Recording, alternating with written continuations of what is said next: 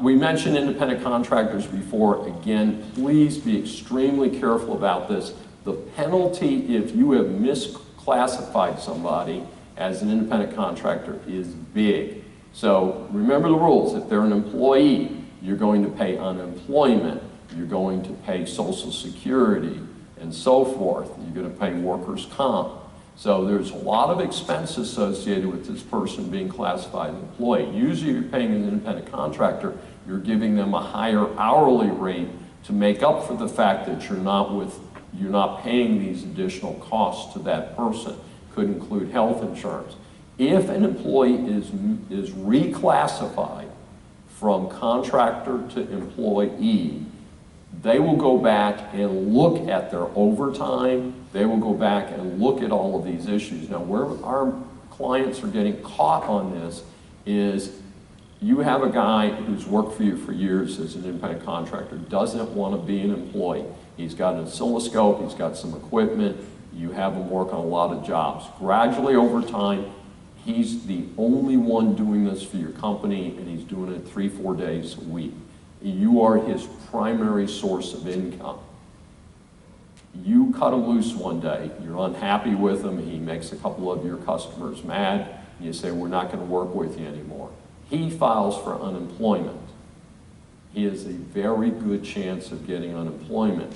The significance of this is it's going to create a domino effect, and the IRS could come in behind the unemployment. The unemployment people are going to assess you a penalty because you haven't been paying unemployment compensation rules on this person. Workers' comp, your insurance carrier may not catch you. That might not happen.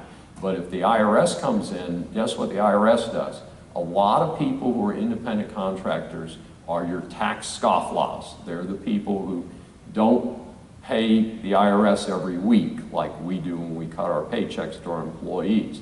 So the IRS doesn't have the money.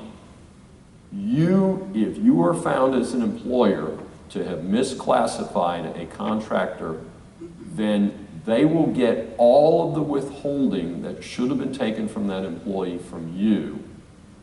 And you say, but wait a minute, that was his money.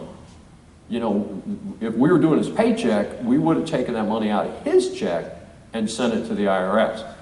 Doesn't work that way. If you get caught and they reclassify, they get the withholding that you should have taken from you, and you have a legal claim against Billy Bob. Think we're going to collect that money?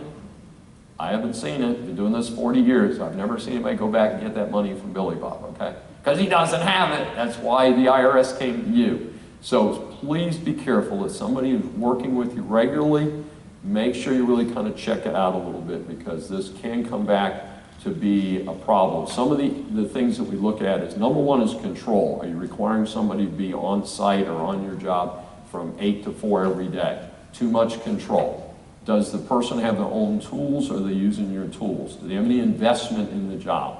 Do they have a highly specialized skill that requires a license? A lot of what we're talking about in EASA are very highly trained people, but it's not a professional license like an electrician or a plumber. It's not certified. It's not something we can go find. So because of that, this can get you into that gap where they're not recognized as an independent person that makes a better case for independent contractor. And again, percentage of work. How much work do they do every week for your company versus other companies? So important things to watch out for.